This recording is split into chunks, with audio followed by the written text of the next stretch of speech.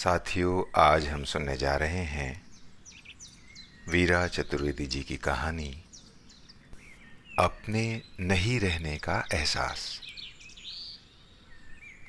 नीलिमा दी ने कई बार बातों के दौरान मुझे विश्वास दिलाया था कि भाई की गृहस्थी उनके बिना चल ही नहीं सकती। घर के सामने लहराते रंग बिरंगे फूलों और आम अमरूदों के पेड़ों से सुशोभित बगीचे की देखभाल उन्हीं की जिम्मेदारी थी। वे हंसकर कहती, अरे भैया, भाभी को तो ये भी नहीं पता कि शेवंती का फूल कौन से मौसम में उगता है और गुलाब को छटवाने का कौन सा वक्त होता है।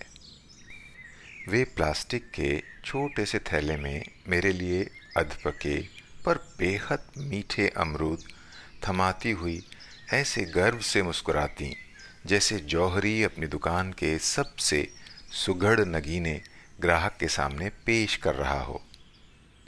वे 20 दिन के उस थोड़े से साथ में ही मेरी हर पसंद नापसंद को अपने मन की डायरी में नोट कर चुकी थीं और फिर अमरूदों से लेकर दही बड़े और कचौड़ियों तक जा पहुंची थीं। वैसे नीलिमा दी का जिससे भी रिश्ता बनता इतना ही पक्का और अटूट होता, तो क्या ताज्जुब कि भाई भतीजे भी उन पर जान छिड़कते हों। ऐसी नीलिमा दीदी एक कितनी स्नेही माँ और पत्नी बन सकती थीं, पर अब तक तो 50 की उम्र को पार कर चुकी थीं। वे इस सवाल पर केवल मुस्कुरा कर रह जाती। अपनी नौकरी के पहले दिन स्कूल में जब मैंने सिंथेटिक साड़ियों की व्यक्तित्वहीन भीड़ में उन्हें एक साम्राज्ञी की तरह कलफ से कड़कड़ाती कॉटन साड़ी में सुसज्जित स्टाफ रूम में प्रवेश करते देखा, तभी मुझे भास हो गया था कि हम दोनों की अच्छी पटेगी। हुआ भी यही। हंसने हंसाने में वे माहिर थीं और अपने काम के प्रति बेहद ईमानदार। उनकी छात्र मंडली उन्हें कितना चाहती थी, वह तो उनकी एक दिन की अनुपस्थिति से ही जाहिर हो जाता था। फिर स्कूल का कोई भी समारोह हो, नीलिमा दीदी के संचालन के बिना अधूरा ही रहता। कभी कभी मैं उनसे पूछती, दीदी इतवार को फुर्सत रहती होगी, घर आओ ना। वे कपाल पर आंखें चढ़ा लेती। हरे राम, इतवार को तो पूरा घर सजाना संवारना पड़ता है मुझे। पर्दे धोना, डाइनिंग टेबल, फ्रिज, सबकी सफाई, भतीजे भतीजियों के लिए कुछ नया ब्रेकफास्ट बनाकर खिलाना और फिर अपने प्यारे बगीचे की सफाई। इतने कामों के चलते रिहाई कहाँ, दिन ऐसे हाथ से फिसल जाता है जैसे राई। वे बड़े विस्तार से बगीचे के बीच से बहती पानी की नाली के बारे में बताती। मौसम पतझड़ का हो या बसंत का, सूखे हरे पत्तों से उसकी गति अवरुद्ध होने में कुछ भी समय नहीं लगता था। दीदी बड़े प्यार से पूरे बगीचे के पत्ते बुहार कर एक तरफ समेट देती और एक झाड़ू से नाली भी साफ कर डालती। फिर माँ की साड़ी में फॉल और पिताजी के कमीज के टूटे बटन टाकना भी तो उन्हीं का काम था। मैं उन्हें समझाती, दीदी तुम्हारी भाभी और भतीजी कुछ नहीं करती, यूं ही खटती रहती हो उनकी गृहस्थी में, क्या ये ठीक बात है। वे आत्मसंतुष्टि से भरी एक मुस्कान से मेरे सभी प्रश्नों का जवाब पल भर में दे डालती। अरे मेरे बिना छोटे की गृहस्थी भला कैसे चलेगी, मैं तो ये सोच भी नहीं सकती। देखना, 2 दिन को भी बाहर चले जाऊं तो सारा घर अस्त व्यस्त हो जाता है। मुझे लगता दीदी के घर वाले उनके स्नेह का अनुचित लाभ उठा रहे हैं। छोटे भाई के अलावा 2 बहनें अपनी अपनी गृहस्थी में सुखी थीं। अपने ज़माने में खूब सुंदर रही दीदी के लिए वरों की क्या कमी रही होगी, पर वे अपने भाई के परिवार में ऐसी उलझीं कि अपना तो होश ही नहीं रहा। मुझे लगता दीदी के भाई स्वार्थी हैं। उन्हें चाहिए था कि दीदी की गृहस्थी को समय रहते बसा देते। खैर, नीलिमा दीदी का साथ मेरे स्कूल के इस्तीफ़ा देकर दूसरे स्कूल चले जाने के बाद भी बना रहा।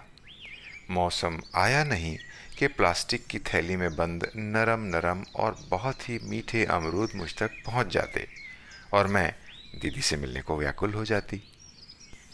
अशासकीय शिक्षकों की हड़ताल होती तो मेरे स्कूल का स्टाफ बाकी स्कूलों के अध्यापकों से मिलने का अवसर पाता। ये भेंट फिर स्नेह के धागों को मजबूती दे जाती और एक दिन खबर लगी कि वे नर्सिंग होम में भर्ती हैं। नर्सिंग होम की सीढ़ियां चढ़ती मैं ईश्वर से मनाती रही कि दीदी सकुशल हों। मैं उन्हें कितना चाहने लगी थी ये मैंने उसी दिन जाना। बिस्तर पर की सफ़ेद चादर सा ही सफ़ेद चेहरा लिए वे चुपचाप लेटी थीं।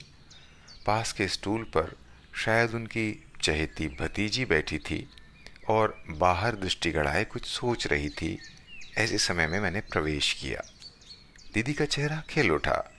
अगर कोई पीड़ा की रेखा थी भी तो वो अब धुल पुंज चुकी थी। अपनी तबीयत के बारे में बात करने से पहले वे स्वयं हंस पड़ी। अरे रेनू, इस बार अमरूद नहीं भिजवा सकी तुझे। देख, पूरी सर्दियाँ यहाँ के चक्कर लगाती रही हूँ। कुछ बचा होगा बगीचे में तो घर जाते ही तुझे भेज दूंगी। मैंने ऑपरेशन के बारे में पूछा तो हंस पड़ी। कोई गांठ थी अंदर कहीं, निकाल दी डॉक्टरों ने। उसे ही कैंसर कह कह कर अधमरा कर दिया था मुझे इन लोगों ने। फिर खिलखिलाकर बोली थी, बिन ब्याहे बिन माँ बने ही नर्सिंग होम में इतने दिन रहने का मौका पा गई हूँ। इस बीमारी में भी उनकी जैविक शक्ति ने उनका साथ नहीं छोड़ा था। वे तो जीने को, घर पहुंचकर सब कुछ फिर से संवारने को उत्सुक थीं। उन्हें बस यही चिंता थी कि न जाने भैया की गृहस्थी का क्या हाल हो रहा होगा। मैं बड़े हल्के मन से घर लौटी। दीदी वाकई मौत के मुंह से वापस आ गई थीं। इस बात को 2 महीने भी नहीं गुजरे थे कि एक दिन बाजार में उनके भाई से भेंट हो गई। बड़े मुरझाए से दिखाई दिए तो पूछ ही लिया, नीलिमा दीदी ठीक तो है ना? उन्होंने बड़ी मुश्किल से आंसू रोके। मेरे बहुत पूछने पर बताया, अस्पताल से तो बड़ी खुशी खुशी घर लौटी थी नीलिमा दीदी। उनके आने की खुशी में हमने पूरा घर जैसा उन्हें पसंद था वैसा ही साफ सुथरा कर दिया था। बगीचा भी एकदम स्वच्छ, यहाँ तक कि नाली का पानी भी झरने के पानी की तरह पारदर्शी लग रहा था।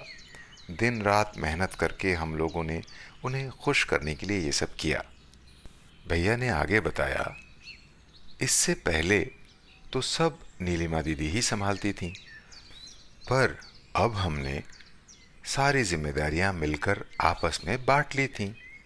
वो आकर आराम कर सकें और अपने साम्राज्य को फलता फूलता व्यवस्थित देखें, यही हम सबकी इच्छा थी। फिर क्या हुआ? मैंने उत्सुकता से पूछा। तो वे दूर देखते हुए उदास हो आए।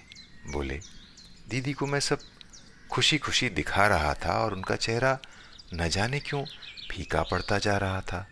कहीं कोई त्रुटि न पाकर हमने सोचा था वो खुशी से खिल उठेंगी, शाबाशी देंगी, पर वो तो एकदम बेजान सी हो गई और बस उस दिन से जो बिस्तर पर पड़ी हैं और उन्हें अब कुछ भी अच्छा नहीं लगता। एक अंधेरे कमरे में रात और दिन ऐसे पड़ी रहती हैं जैसे मौत का इंतज़ार कर रही हों। भैया की आंखों में आंसू छलक आए। डॉक्टर समझ नहीं पा रहे थे कि उनकी मरीज की जीने की इच्छा अचानक कहाँ बिला गई। कोई दवा असर नहीं कर रही थी, फिर वे किसी से मिलना भी नहीं चाहती थीं, घर वालों से भी नहीं। अजीब हाल था पूरे परिवार का। एकदम मौत के घेरे में फंसे तड़पते पंछियों जैसे वे असहाय महसूस कर रहे थे।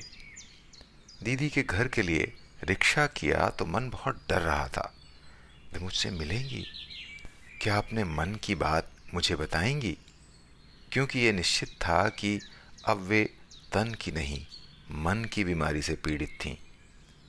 रिक्शा घर के सामने रुका तो सामने ही एकदम साफ सुथरे बगीचे को देखकर दीदी की याद आ गई। बगीचे के बीच बहती नाली भी पुष्प पर्ण विहीन धीरे धीरे गंभीर बही जा रही थी। सर्दियां खत्म नहीं हुई थीं, कुछ सर्द सी हवा पेड़ों को छूती बार बार निकल जाती थी। क्यारियों में दीदी के प्रिय फ्लॉक्स, नेट्रेशियम, डायनथस सभी करीने से खड़े हौले हौले सिर हिला रहे थे। यानी दीदी के भाई ने कोई कसर नहीं छोड़ी थी घर की व्यवस्था को सही ढंग से चलाने में। बगीचा इस बात का गवाह था। फिर क्या कारण हो सकता था दीदी के इस निराशाजन्य रोग का? परिवार में सभी बैठक में उपस्थित थे, जैसे किसी अनजाने अतिथि की अगवानी के लिए तैयार हों, पर सब उदास थे। फक चेहरे, श्रीहीन उदास आंखें, सर दीन और झुके हुए, जैसे दूर से आती मौत की पदचाप उन्हें साफ सुनाई पड़ रही थी। मेरा मौन स्वागत कर भैया ने साथ के कमरे की ओर इशारा कर दिया। दरवाजे पर लगे भारी पर्दे को उठाया तो रोशनी का एक सुकुमार छौना कूदकर कमरे में अंदर जा पहुंचा। पर मेरे पर्दा छोड़ते ही वो घबरा कर फिर बाहर चला गया। मुझे आंखों को उस नीम अंधेरे का अभ्यस्त करने में कुछ समय लगा।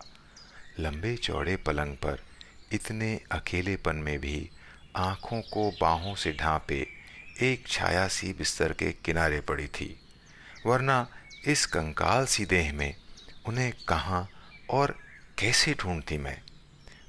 बाहर संसार पूरे उत्साह से अपने क्रियाकलापों में रत था। दीदी के ही बगीचे में हजारों फूल खिलखिलाकर हंस रहे थे।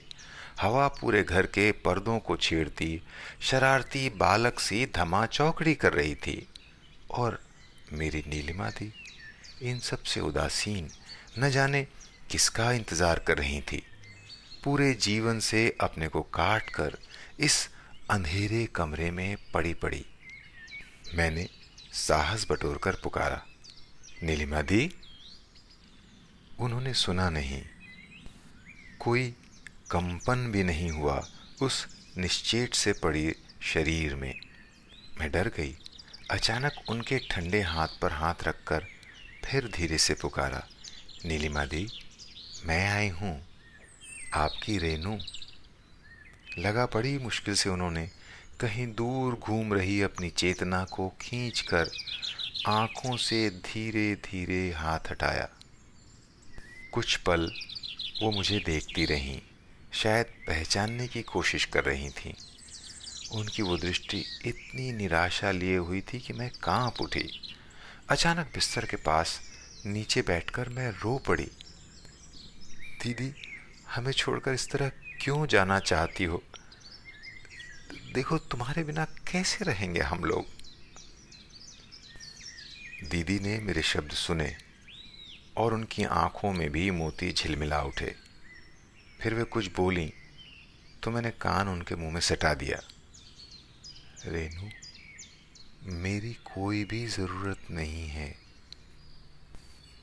मेरे जाने से कहीं कुछ न रुकेगा न बिगड़ेगा। फिर जीने की जरूरत क्या है, बोल। उनका स्वर कांप रहा था, कमजोरी से कम और निराशा से अधिक।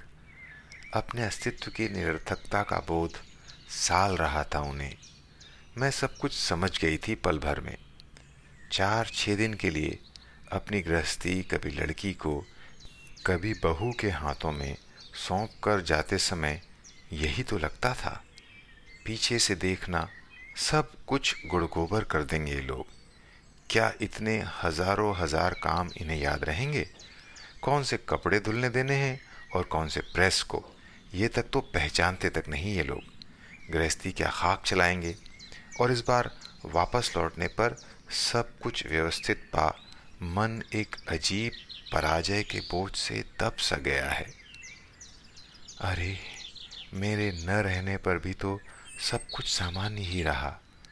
यानी मेरा रहना न रहना कोई माने ही नहीं रखता मेरे परिवार के लिए भी।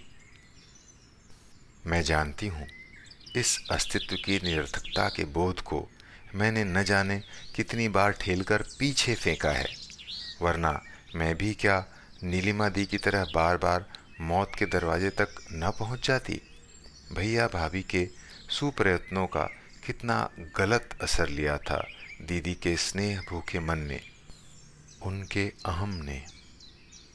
शायद पत्तियों से भरी बगीचे की नाली और घर में झूलते गंदे पर्दे देखकर दीदी खुश हो जाती। उनको अपने न रहने का एहसास तो हो जाता, उसका नतीजा देखकर मन प्रफुल्लित हो ही जाता। पर मानव मन की इतनी उलझी हुई गांठों को सुलझाकर समझाना क्या हरेक के बस की बात है। नीलिमा दीदी के भैया तो एक सामान्य प्राणी हैं। मैं दीदी को क्या समझा पाती, वे कुछ सुनने की हालत में थी भी नहीं। सो चुपचाप उनसे विदा ली। उनके ठंडे हाथ का स्पर्श मुझे कई दिनों तक नहीं भूला। क्या अब मैं उन्हें फिर देख पाऊंगी? क्या किसी तरह वे फिर इस दुनिया में अपनी जगह को अधिकार समझकर लौट पाएंगी? न जाने कितने प्रश्न थे, लेकिन सभी अनुत्तरित। फिर हर रोज लगता उनकी मौत का समाचार आने ही वाला है। जिस निराशा की खाई में वे लेटी थीं, वहाँ से निकलना असंभव लगता था। लेकिन कहते हैं ना कि यथार्थ कल्पना से अधिक विचित्र होता है। सो दीदी के मामले में भी वैसा ही कुछ हुआ। एक दिन फिर नीलिमा दी के भैया बाजार में मिल गए। आज लगा वे काफ़ी खुश दिखाई दे रहे हैं। क्या दीदी की बीमारी के अब वे आदी हो गए थे, या घर में मौत की हर समय की उपस्थिति ने अब उन्हें पूरी तरह निर्भीक कर दिया था? ये बात मैं समझ नहीं पाई। मुझे देखकर वे चहक उठे। रेनू दी, घर आइएगा, दीदी आपको याद कर रही थीं।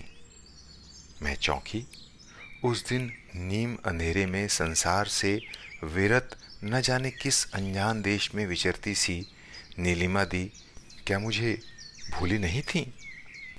फिर भैया ने जो किस्सा सुनाया, तो जैसे कुछ क्षण को बाजार का सारा कोलाहल थम गया। मैं चकित उनके सामने खड़ी खड़ी एक एक बात को गले से उतारती रही, पूछती रही अपने आप से कि क्या ऐसा भी संभव है कि एक सड़क का कुत्ता था जिसे दीदी हर रोज जूठी रोटी डाल दिया करती थी, और वो वहीं दरवाजे के बाहर पहरा दिया करता था। उन्हें याद आया कि जब से दीदी अस्पताल गई थी, उसने किसी के भी हाथ से रोटी खाने से इनकार कर दिया था। शायद यहाँ वहाँ से कुछ मुंह में डाल कर या बिना डाले ही वो दरवाजे पर पड़ा रहता था। उसे भगाने की सारी कोशिशें नाकाम रही थीं, और माँ के लाख मनाने पर भी उस हर पल क्षीणकाय होते पिल्ले ने रोटी की तरफ आंख नहीं उठाई थी। फिर महीनों बाद कहीं एक दिन गलती से गेट खुला रह गया, और वो मरगिल्ला सा पिल्ला दोपहर के सन्नाटे में चोर सा छुपता हुआ दीदी की गंध के सहारे उनके बिस्तर के पास पहुंचा था। अपनी पूरी शक्ति लगाकर वो कूदा और दीदी की बाँह और मुंह को चाट चाट कर पगला सा गया था। दीदी के कमरे में एक हल्की सी चीख सुनकर जब पूरा परिवार वहां सिमट आया, तो उन्होंने उस अंधेरे से कमरे में एक अद्भुत दृश्य देखा था। आज महीनों बाद दीदी अपने आप बिना सहारे उठ बैठी थीं। उनकी आंखों से आंसुओं की झड़ी लगी थी, और निर्बल हाथ उस अधमरे पिल्ले को सहलाए जा रहे थे। और वो पिल्ला अपनी छोटी सी पूंछ को पंखे सा हिलाता डुलाता कूं कूं की आवाज के साथ उनके मुंह और हाथों को चाटे जा रहा था। एक अजीब मिलन था ये भी। कोई कुछ कहता, तभी इतने महीनों की भूली दीदी की आवाज कुछ कांपती सी साफ सुनाई दी। अरे, मैं बीमार पड़ गई तो इसको तो मार ही डाला तुम लोगों ने। जा रे, भाग कर इसके लिए दूध रोटी ला। भतीजे को हुक्म सुनाकर वे भैया की तरफ पलटी। अरे, जरा ये पर्दा ऊंचा कर दो ना, थोड़ी रोशनी आने दो कमरे में, कितना अंधेरा कर रखा है। उस एक पल में दीदी अंधेरे से रोशनी की ओर लौट आई थीं। मित्रों, अभी हम सुन रहे थे वीरा चतुर्वेदी जी की कहानी अपने नहीं रहने का एहसास।